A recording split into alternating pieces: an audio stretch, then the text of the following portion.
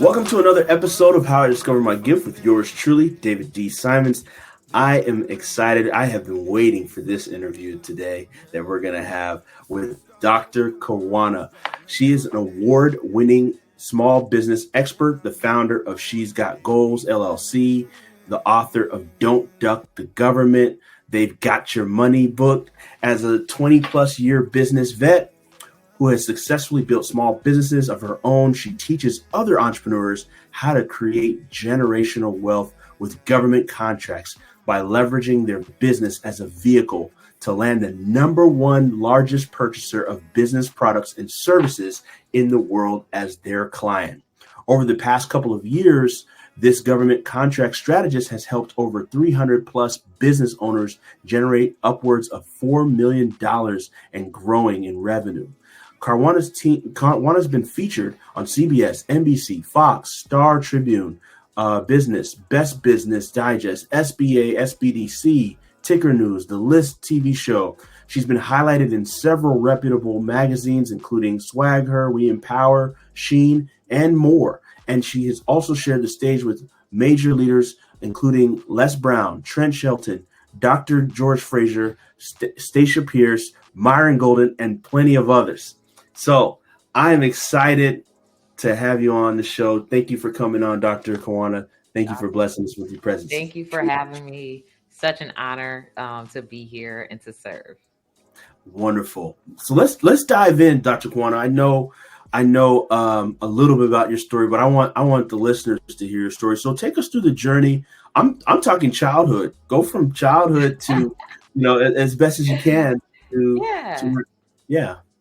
So, okay, well, we can take it all the way back then. So I was born the fourth of seven children. So I grew up in a family of seven plus my mom, and she was a single parent. So grew up in the San Francisco Bay Area, although my roots and was born in Louisiana. I grew up from the age of 2 in the San Francisco Bay Area in California. And so grew up middle class, of course. Coming from the middle class, you always have what you need. And there's a lot of things that you want that you can't have access to. So early off, I knew right at a very early age that there was a lot of things that I wanted. And in order for me to be able to get those things, I needed to do something different than what I've seen. I saw my mom do, which she worked really hard as a registered nurse for several years. And she, was middle class, and providing for all of us was really difficult. And so for me, I'm like, I need to be more than just middle class. I didn't know that I would actually be able to, grow past that, because it took a long time for me to get there. But at least I was thinking about it at a very early age. And so generally, I mean, we've all heard the story that, growing up in the educational, miseducational directional system, we've all been bought into what's called the American dream, that if you go to school, you work hard, you go to college, you get a good job, you buy a house, you live happily ever and have a house with a picket fence and all those things, right? We've been taught that, right? And so for me, I was like, okay, well, maybe my mom didn't have the American dream because we lived in an apartment. We were never homeowners. And so for me, that was my goal, to go to school, get a good job, buy a house with a picket fence. And I thought that was going to be it for me. And so fast forward years later, I actually had a really good job. I did finish school, was the first to graduate from high school, the first to get my college degree, the first to get a really great paying job. I was probably making about 80 to 90,000 at the age of 20, working full time. But by then, I was like, I'm working a lot, and I'm missing out on opportunities to really live life. So is this really what I want? Is this really the American dream, that I've been waiting to have? Because I felt like a robot. And so that's when I decided to start my own business. And so honestly, at the age of 27, I actually exited, job, the workplace. And so I was working for a company for like 10 years. I exited the workplace to start my own business, had absolutely no idea what I was doing, but I did it anyway. And so it took me about 5 years because, again, buying into the American dream, I also bought into throughout the years. Well, to start a business, it's going to take 2 to 5 years to really grow a business, and you need startup capital, you need all of these other things, right? So I went into business thinking that that was the truth, and little did I know that that mindset basically kept me broke. So I became what I dreaded to be as a kid, and so from there, I felt like I needed to learn some different things. Of course, I started investing in mentorship, and from there, everything completely changed for me. So, wow, that's yeah. beautiful. That's beautiful. So, if you could distill, because this show is really about what your gift is and how you found your gift. Like when you think about it, what's your most dominant gift? You know, when I think about my gift, like I've always known that I've had the gift of giving and serving and helping. So those are like the three gifts that I learned a long time ago, especially growing up in the church. They always talk about what are your gifts in the Bible, and this is how you serve in the church, and utilizing those gifts for God and stirring them up and all those different things. So having a gift for giving and helping others is what has always been huge. So for instance, if there was someone that I grew up with, went to school with, that didn't have friends, I was the person to be like, don't worry about them, I'll be your friend. Or if they came to school with no food, I'm like, don't worry about it, I'll share my lunch with you, whatever. So just the gift of giving and the gift of helps, right? So that actually carried over into my business when I started doing business. Just like everything that I started learning about business, once I did try to start finding mentors to show me how to do business correctly, everything that I was learning about business credit, accessing capital, growing and thriving, marketing, all those things, I would go back and share it with everybody. Like, you want to know how to grow a business, you want to know how to get access to capital, you want to know how to fix your credit, I would just share that information. And I still do that today. I share information about government contracts, specifically because when I started my business and was like basically had created a job where I was struggling to make ends meet, was barely making 30,000 a year and working 40 to 50-hour work weeks. The mentor that I had invested my time and resources into basically told me the same thing that you're doing for me as a freelancer, you can do for the government, and that basically can help you 100 times over with your revenues. And so that was when I learned that government contracting was the real key to having a fully thriving business that should not have taken 5 years. Had I known that, it can be 30, 60, 90 days. And so I actually was able to not only double what I was making, but also lessen the time that it took me to make it.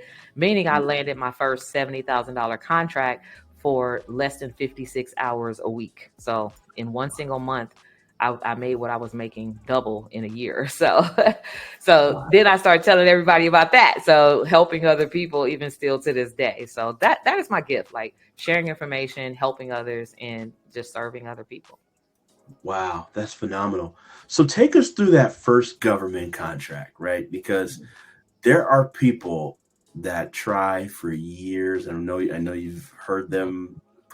They've probably said that to you. They've tried for years and years and years and don't get a contract. What was that process for you like, and how long did that take, and all that?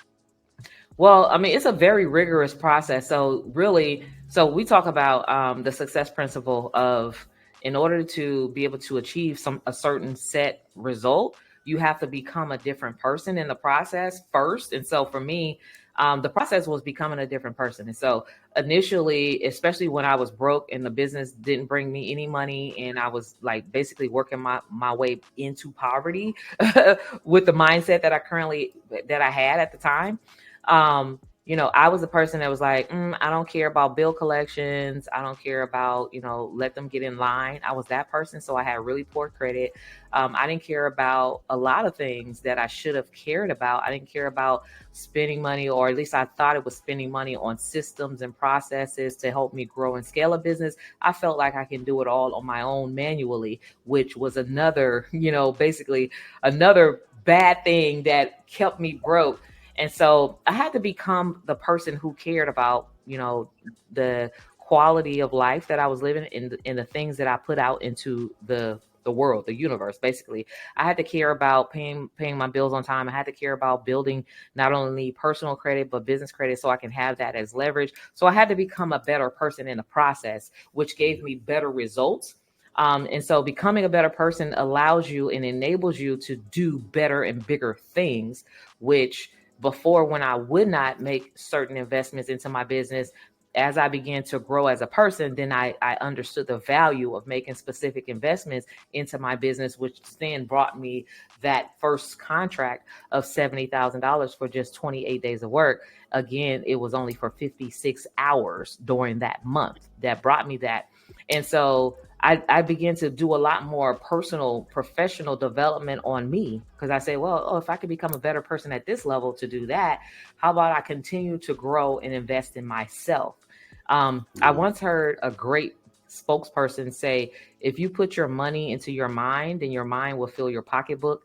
That was the most profound thing that I had ever heard. And I really didn't understand the power of investing in yourself and the power of especially shifting your mindset, because when you're able to shift your mindset, you're also able to shift the paradigm and the results that you're getting in life. And so that's definitely one of the things that, one of the aha moments for me. Very cool. That's amazing.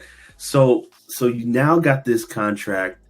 You execute on this contract. You said it took 28 days to fulfill everything in the contract. Mm-hmm. You literally got paid in a month, or well, I don't know when they paid you, but a month's worth of work that took you all year and took you probably 80-hour weeks at a minimum to get the 30K in your business before. Mm-hmm. Before.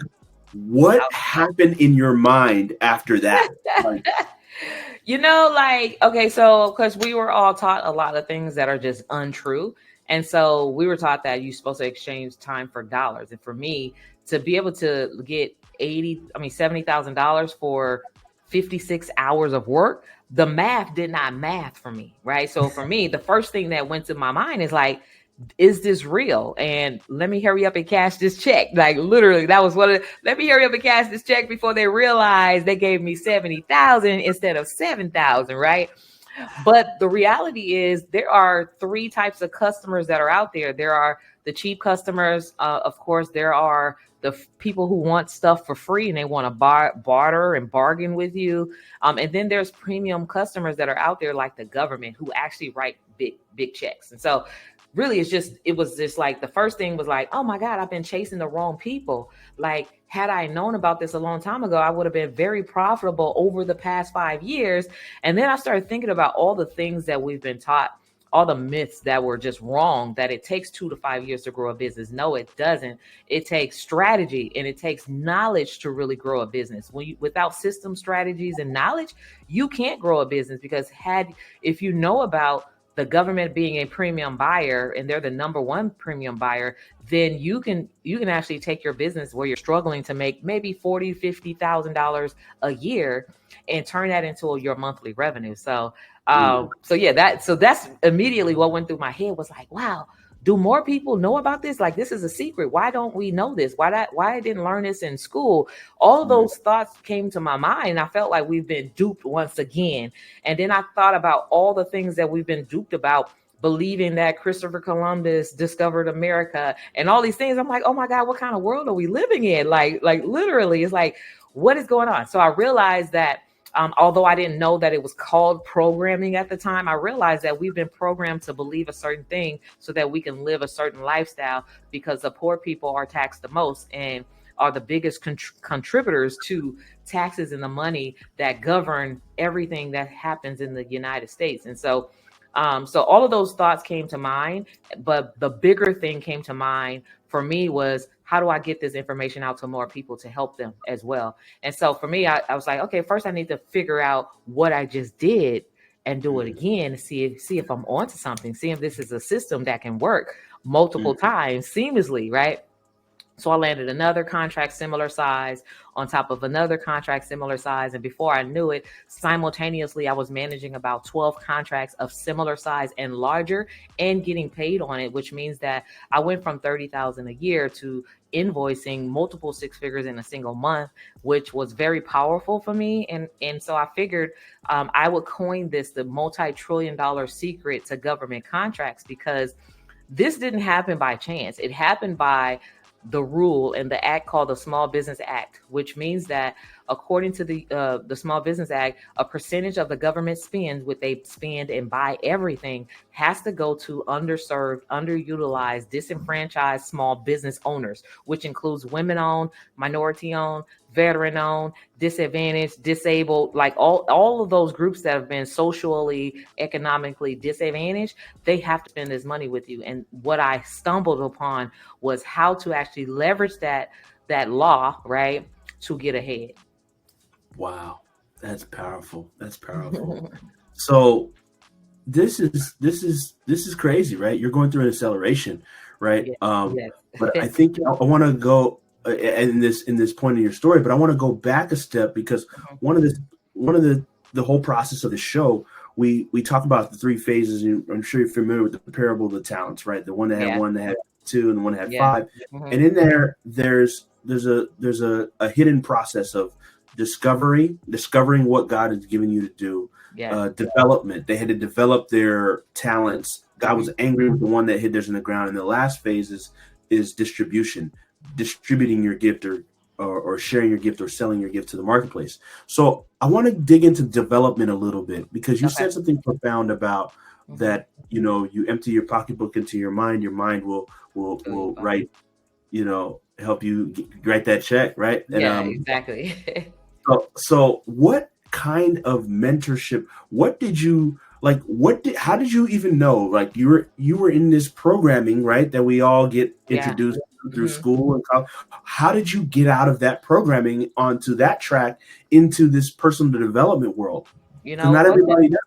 It's really because we don't think there's anything wrong with us. Ideally, you're like, oh, I'm fine as I am. Something wrong with everybody else, right? And so for me, I had like an awakening awareness moment when one of the clients that I was freelancing for, who was paying me to like build a website and take his photos and maybe do like a video promo. And he looks like me. Like he's from the same neighborhood as me. Like we went to the same church, but I did not know he was a multi-billionaire until I started spending time around him. I'm like, how did you do that? So I began to ask questions that most people are not bold enough to ask. Like, dude, how did you become a billionaire? Like, how are you able to do this? Like, looking like me, right? You're like, money didn't come down. Like you come from the hood. Like, you know what I'm saying?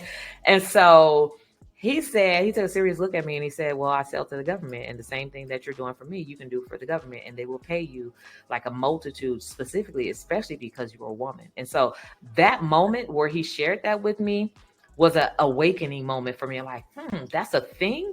Because most people would never think to do business with the government. They would never think that. Like, you're thinking weapons, and you're thinking the ops or the feds coming to, kick your door in and stuff like that. You're thinking about that when you think about the government. It's all negative. But I had no clue that this was even a thing, right? So I was busy chasing the portfolio of Wanda, who's married and have kids. When you build your business and build your business plan, they tell you who's your avatar. Like you got to build out your avatar or your ideal client. And so our ideal clients, typically we're looking at people who has a certain persona, who actually either has a certain level of certain level of education, and maybe they have kids, maybe they're married, and maybe they live in a certain zip code.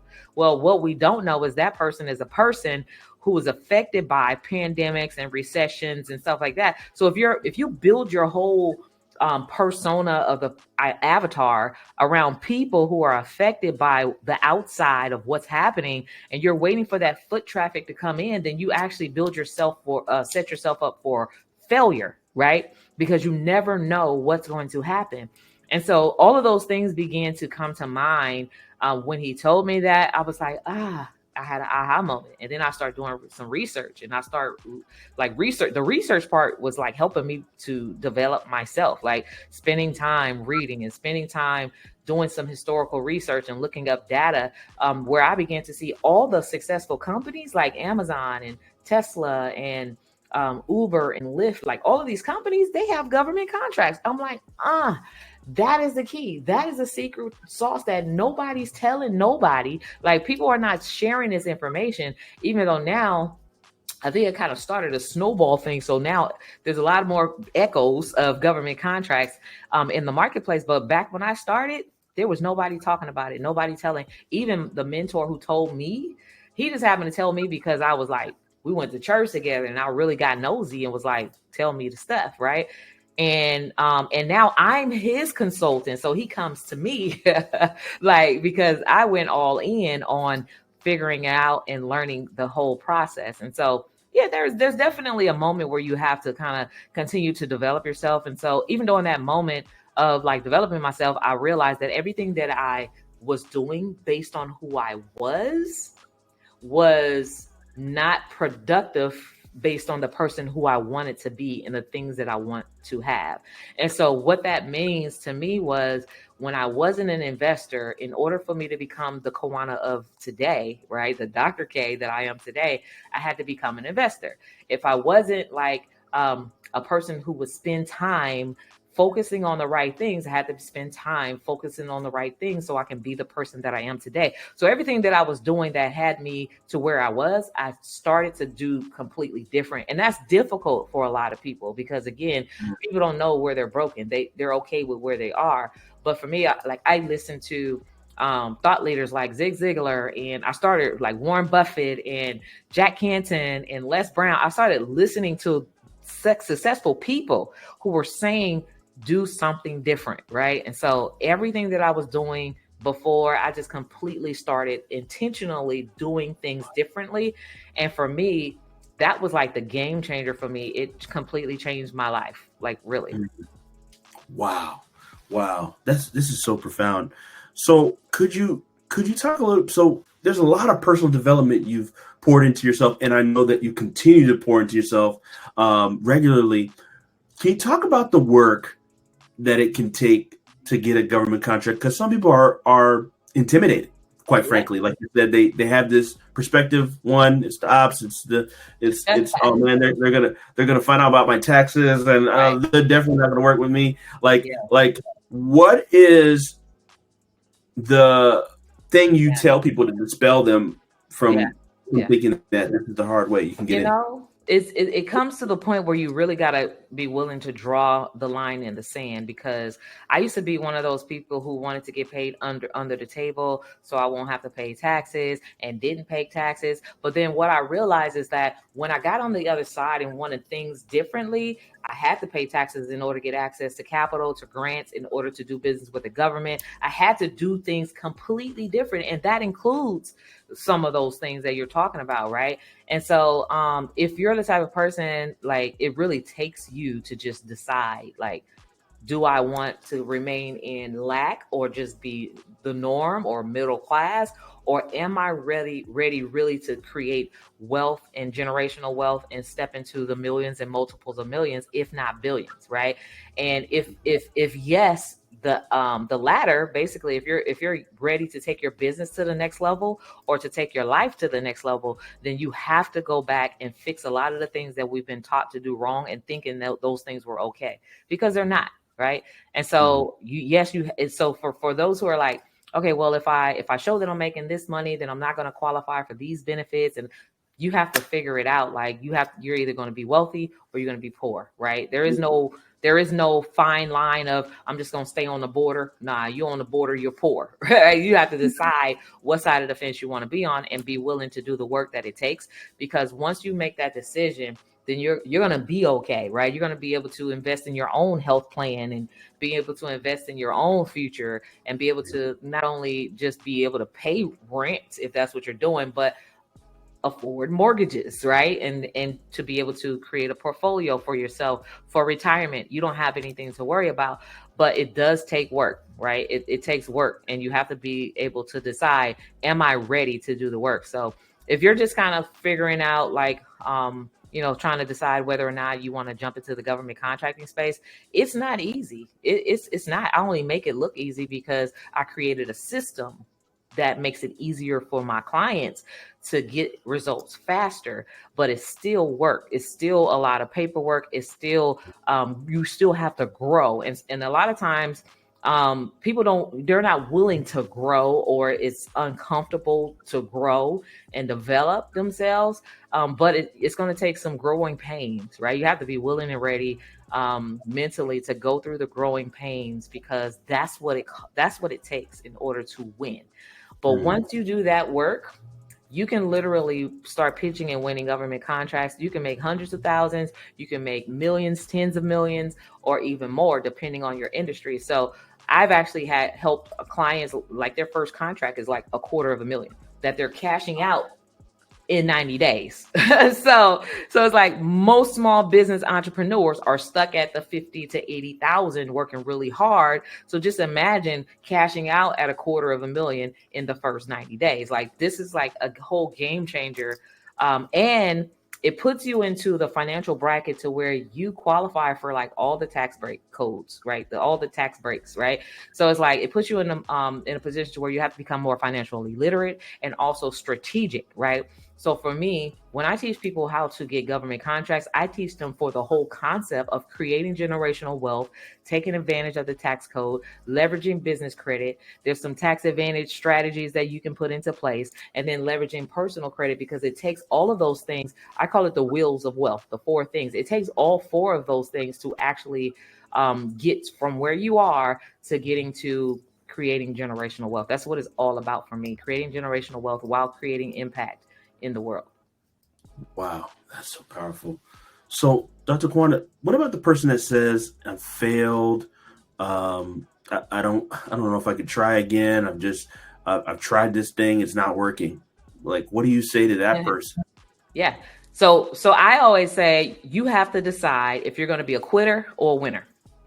You can be a winner if you decide that you want to win, right? And so you're not going to get yeses all the time. There are going to be some hurdles along the way, but if you quit, you'll never know, right? So you have to get to the point to where you're going to decide, hey, I'm going to win. So if you give up, this is not for you. If you're the type of person that will get no maybe 5 times, this is probably not going to be for you, because ideally you're going to look for no's at least 10 times before you get your first yes, right? I call it the 10% rule. It's 10% to tithing, 10% into tithing into the time that it takes for you to win that first government contract. And so now for some people, the first time you bid, like for our clients, we had a client within 5 weeks of learning the system, the first time she bid, she won that contract. For some clients, the first time, within 3 weeks, they're winning these contracts. But these are people who are really honed in on the blueprint and they're actually taking action. But if you quit, like there's one client that I had who started 2 years ago. Like, he's been on this journey for 2 years, but he decided to go do it on the side and figure it out on his own, which is why it took him 2 years. But he came back to me even still and said, hey, I've been following you. I've been listening to all the free content that you put out there. It took me 2 years and submitting 100 times before I got my first yes. So 100 times. So just imagine, had he given up the first 5 or the first 10, he said 100 times. I say, really? Wow, that says a lot about his character. Over a 2-year period, you submitted 100 bids, got no, and then you finally won your first one. It was $40,000 for, I think it was 40,000. No, it wasn't 40,000. It was it's a $200,000 contract over a 5-year period. So ideally, he's invoicing like 40,000 a month or something like that. And then there's like other contracts that was in the pipeline that he's getting ready to get green lighted to start on as well. And so it literally changed his life. And so for me, I'm like, wow, your character is so amazing because you didn't give up, right? So you can't be a quitter. Wow. Respect.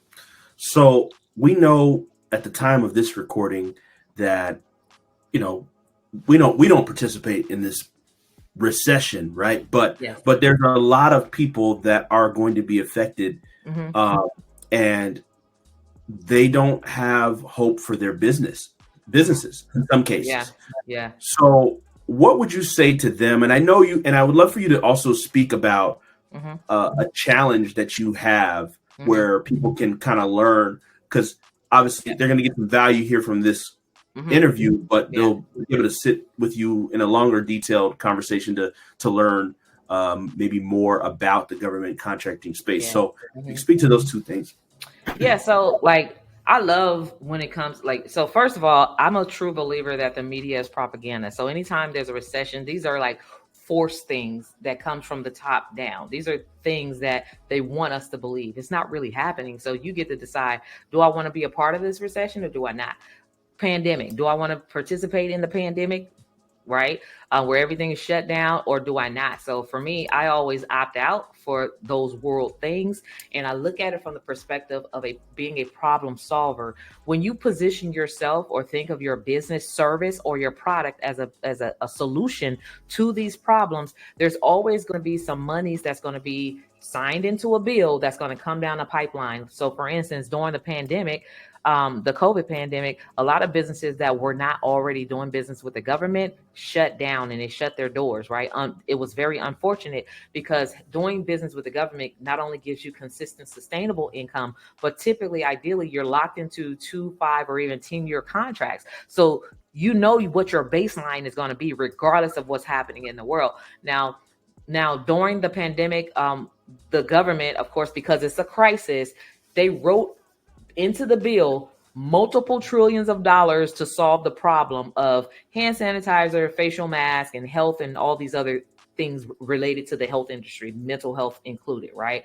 And so if you had been in position, you could have landed that contract. So there's one young guy, his name is Wesley Ross, age of 16, during that time had watched the movie War Dogs, which talks about how two 20-year-olds, based on a true story, won their first, I think it was like a $300 million. It was like a 3 million. It was like a large contract, right? For like 3 million, selling war weapons to the government. And so he saw that documentary or that film and went after a government contract for a facial mask and made millions of dollars in the process.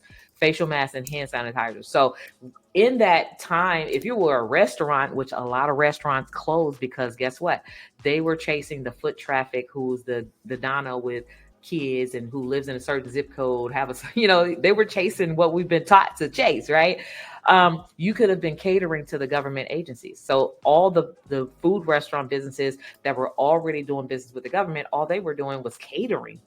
And it helped them 10x their business just catering to the government agency. So recession is coming. Well, some of the problems that's going to come out of recession is people are going to lose their homes. So if you are a realtor or maybe you provide like housing for homeless or programming or mental health services or whatever, now you get to be a part of that bill that's going to be written where monies is going to be coming down the pipeline to solve the problems that the recession started. So that's how you want to view all of these things that pop up. You want to review it as how can I position my business to be a solution that's going to come down the pipeline, right? So to the problem. So if you solve problems, then you'll never have to worry about basically where your business is going or growing or scaling your business, because there's always going to be an opportunity for you to cash out on as a problem solver. I love that. And can you speak to the distribution, right? Because now you're using that gift of giving and that gift of sharing the knowledge. You've been doing this. I remember your brand is the one that says "She Got Goals," right? Yes. Yeah. See, I remember when you were "She Got." It was, and maybe you still have that in the brand. I still do. Yeah. She's got gold. I remember the OG days of the black, pink, white. She got gold. It's still pink in the brand, but it was just like, I remember you've been doing this. Like, you're the first person I've seen like on this track, and you've been doing it consistently. So your gift of giving, you've been doing that. So tell us about this challenge that you have where you help other people kind of get introduced to this world.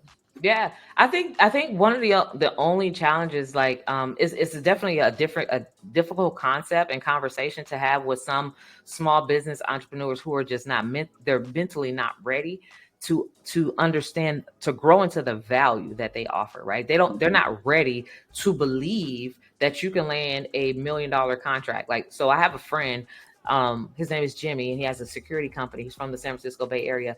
He actually landed his first contract, but before he landed the contract, I was like, Jimmy, you need to be certified. You need to be doing these government contracts. They have contracts for security companies. You got to do all this paperwork. And for 2 years, like, he's like, okay. And he never did anything.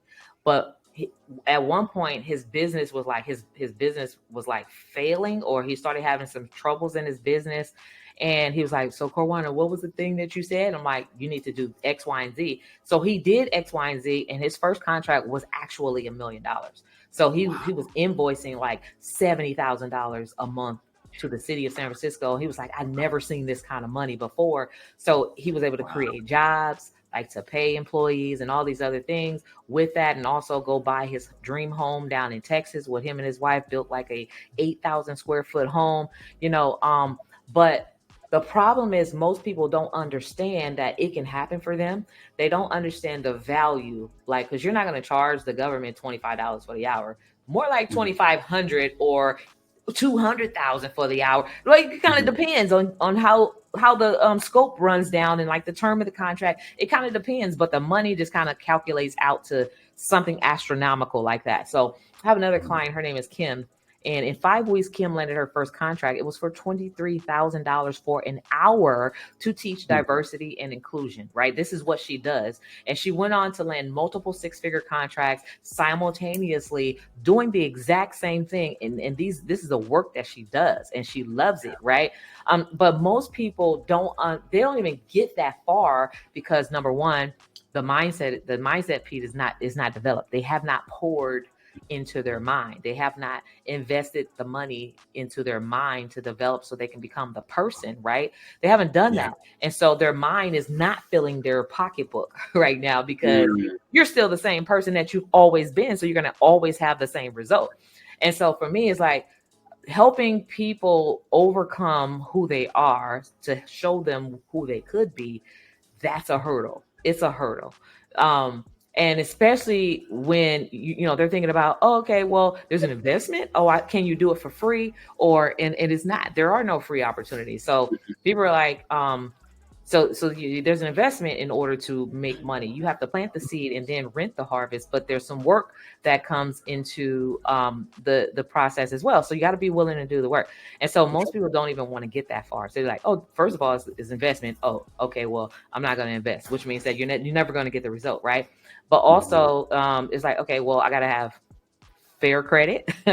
So I don't want to fix my credit. Or maybe I have bad credit, right? Maybe you're like, I have bad credit, so I can't do it. So they take those as like a permanent reason why they can't do it. And then they never propel forward rather than making it a part of their goal to, okay, well, this is what's stopping me. Let me fix that and then continue, right?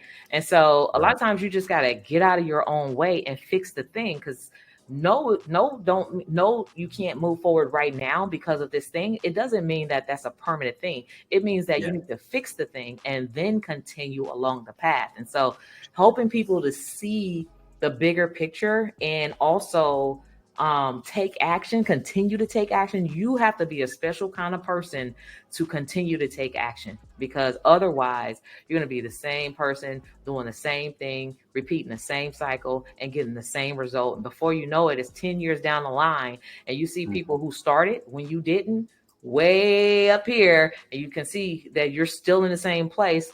And now you have to start 10 years down the line, right, from zero, when you could have already been 6 figures, multiple 6 figures, even 7 figures or more, right? So I hear you on that. So that's beautiful. So Dr. Karwanna, I know your time is tight, but do you have a 5-day challenge where you teach people? Tell us about that and how people can get plugged in. So basically, thank you for asking. So I have a 5-day challenge where I actually walk people through the pre-qualifications process. So in the challenge, you actually, when you do the work, we lay out certain things to do daily. You actually become pre-qualified as a government contractor. You understand what documents you need to have so that the government will greenlight you to move to the next step. We show you what certifications or socioeconomic disadvantages you can have to unlock opportunities to do business with the local, state, and federal government to really optimize and grow your business.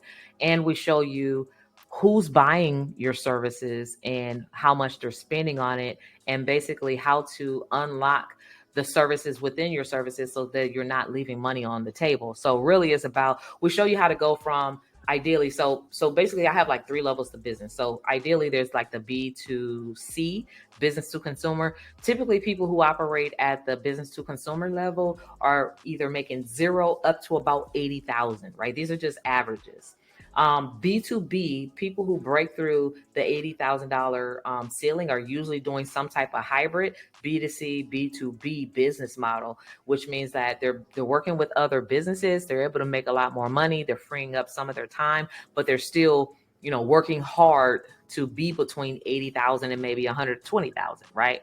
So to break through the 6-figure 120,000, the lower end of the 6 figures through the ceiling, you have to be operating on a B2P, which is business to premium. So B2G, which is business to government, is the number one best business model that you can have.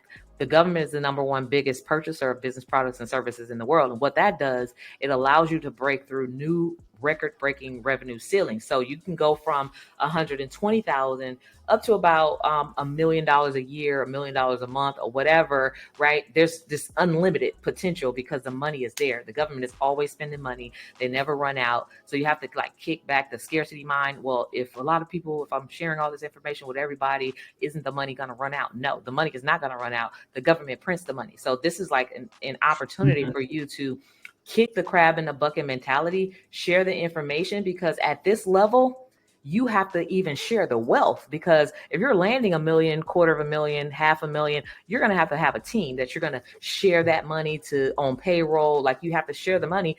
When you hold on to the little, it can't become much until, like the man with the talent, it can't become much until you're willing to share it, right?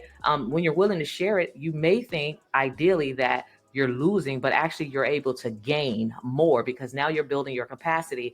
And instead of like being limited to like $250,000 or $500,000, you can actually go after 100 million or even $1 billion contract. So I have a colleague who has a friend that's a realtor who landed a $1 billion contract simply because she was a Black woman. 1 billion, right? What client do you have today where you can say you landed that client and they paid you $1 billion? That's life changing. And so, but help again, even at the most fundamental stages of showing people this is what's possible. Some of those things, the part of who they are is really hard to pierce through who they are. And this is the reason why I designed the GovCon challenge, the 5-day challenge, is to help people identify like on a higher level with who they really are, who they're called to be, using their God-given gifts and talents to actually create generational wealth and to become the redistributor of wealth, right? Which means that you can partner with the government who prints the money. It's the source, right? It's the direct source to the money that flows through our economy. When you partner with them, they give you the most because you're at the top. You're the first point of entry for where the money is flowing. And now you get to redistribute the wealth. You get to become the employers of tomorrow. You get to be able to put things into the areas where you're passionate about. So if you're a philanthropist, or if you're very passionate about helping the homeless or helping homeless teams or helping feed the people or whatever you're very passionate about, you get to redistribute the wealth to create generational wealth while creating an impact, because now you have money to fund the philanthropic ventures that you're interested in funding. Yes. That's what's up. Yeah, I love this phrase. I always say that I've never met a broke philanthropist. Right? You can't give without it. And speaking of that, if you don't mind, if you could touch on this one thing, I just got 2 last questions for you. Very quick question. You said something earlier about your story, and I think it's something that most people don't talk about. You grew up in the middle class. It's actually harder to climb out of the middle class to become a millionaire, which you've done, than it is to be from poverty to a millionaire. It's actually easier. They've proven studies on it that it's easier for somebody to go from poverty to millions. So what barriers did you have to break through to get into the millionaire status and the millionaire flow? One of the biggest barriers was, before, you could not get me to spend money or invest money on anything. Like I would go to these business what do you call it, business expos, and try to see what kind of free information I can suck up to grow my business, right? And so like they would have like MailChimp there, PayPal, and like all these other companies there. They're like, hey, we have the perfect system to help you grow and scale. It's just $100 a month or whatever. I'm like, I'm not spending $100 a month on that. Like I could just send one email at a time. I could do it myself. I could handwrite invoices, like I don't need PayPal.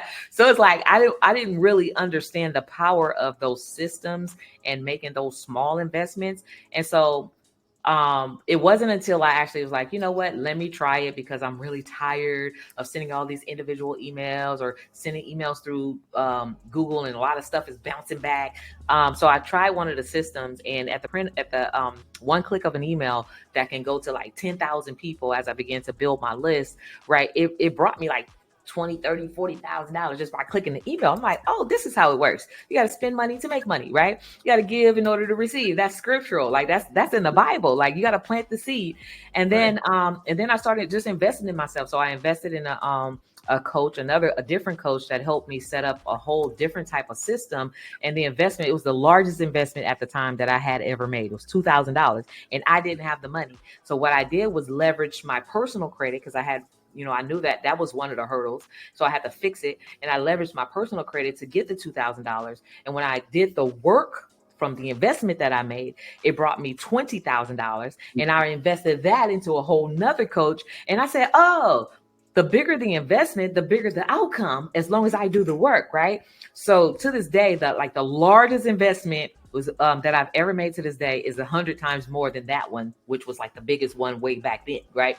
So it's like $200,000 to spend time with the coach that we both know, Myron Golden, for an 8-hour day. And that brought me over 1.6 million in a 6-month period. And so for me, I'm like, giving is the way to receiving. That was one of the biggest things that I learned, is that you can't hold on to little. Like little becomes much when you have the faith of a mustard seed to put it into, God's plan, right? Into the master plan. You're like, God, order my steps. What am I supposed to do with this small seed that you've allowed me to have? He says, invest in yourself, and then do the work. Because faith without works is dead, right? And if you don't take action on the things that you have faith that you're going to do, that you believe that you can achieve, then no action equals no results. But when you take action, you're always going to get a result, whether that's the result that you were expecting, or maybe it's better than you were expecting, or maybe it's a little bit below, but you're still going to get a result because you took action. And then you get to refine and tweak that action to get even a better result. But it all comes back down to action. So that was one of the things that I've learned over the years. And this is how I'm able to continue growing and propelling forward. And this is how I went from the girl from the hood who was barely making ends meet and talking about a whole bunch of things and sharing all this information, to actually being an industry leader who's a very profound and well-versed professional on government contracting. But also I became a professional on wealth creation, because government contract is just a small piece of the whole wealth creation strategy. It's just, they're the funder, right? But there's other things that you have to do to actually maximize and optimize on creating wealth. Wow, that's bananas. So I love this. So I just look at the journey, right? I look at from the very beginning, 30K in the business, right? Then from 30K, flip it to 70K in a contract, did it in a month. And then from 70 to hundreds of thousands. And I think you did it. I think a contract was like almost $1 million or $1 million in the business. Then you went from, okay, you know what, I'm going to reinvest into myself. I'm just doing a rewind on that, because I don't think they heard what you said. Yeah. I'm going to give. I put 200K into myself, into my personal development. Yes. Flip that into 1.6 million in 6 months. Yes. And then I know most recently, right? If I'm able to speak on it. Yeah, go ahead. You did what people would do in a year in a business and consider successful. You did in a day, and it had $1 million day. Yes, absolutely. Wow. Yeah. So what a journey. Yes. Yes. Amazing. So I just want to make sure we definitely plug in the GovCon challenge. We'll put a link there for everyone to join that. Dr. Karwanna, this has been so insightful. The question we always ask everyone on the show, and I just got to ask you this final question. You weren't prepped on this. What's the difference between a person's gift and a person's purpose? What's the difference between one's gift and one's purpose? I believe your gift is something that you've probably always been aware of. Like for me, when I discovered my gifts, like I didn't even know it was a gift, right? So I discovered my gift a long time ago. I used to be at home, and I used to love singing. I always loved music, so I used to record on cassette tapes, and on one cassette tape recorder, I'll have music playing, and on the other, I'll be recording my voice. And so both the music and my voice will go on this cassette. So I didn't even know that was like audio production back then. I was just doing stuff, right? And so sometimes those cassettes would the tape would break. And then I knew I was really good like at splicing them together and taping them together seamlessly. I had no idea that was like editing basically. And so I'm like, okay, that's my gift. And so editing, video production, photography, that stuff became my gift, audio production. And so when I started landing contracts, or even before I landed contracts, started doing my business, I operated into my gifts. Now, my gifts have made room for me to walk into my purpose, because my gift allowed me to start landing government contracts for my gift that was lucrative enough for me to continue doing my gifts. And then I discovered a whole system of wealth creation. And so now my purpose was outside of my purpose with my gift, right, of doing business and helping other people and teaching other people, this is what I did, this is how I did it, and you can do it too. And like really inspiring other people gave me the greater purpose of creating impact in the world. So my purpose now is to help more people create financial wealth and generational wealth while creating impact in the world. And so, yeah, your gifts and your purpose, like it kind of goes together. But if you're not operating in your gifts, you cannot ever discover what your purpose is. Fire. Wow. Dr. Karwanna, you brought the heat. Thank you. If there's anything else you wanted to say that I didn't ask, feel free. Nope.